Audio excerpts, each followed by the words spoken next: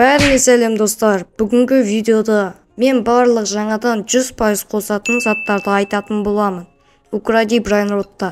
Біз бүгін жаңадан шығатын брайнроттарды көретін боламыз. Видео күшті шықты деп ойлаймын, до конца қарап подписаться етіп кетіңіздер. Және менің телеграм каналыма кіріңдер, сол жақта бірінші болып жаңа брайнрот жайлы информация айтамын.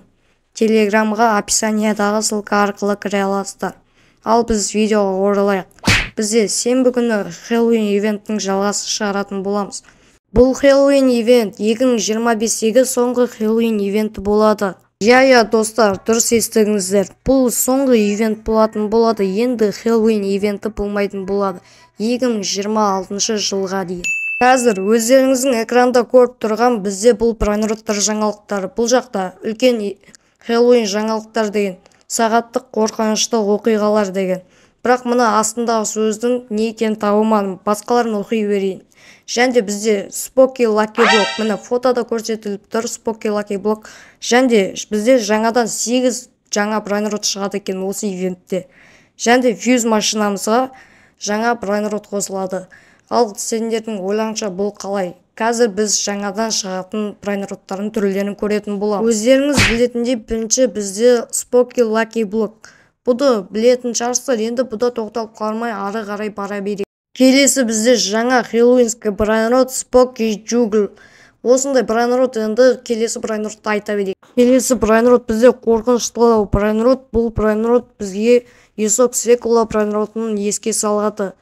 Ал үшінші брайнрот болса бізде Лос комбинацияның осындай Хэллоуинский түрі десек те болады.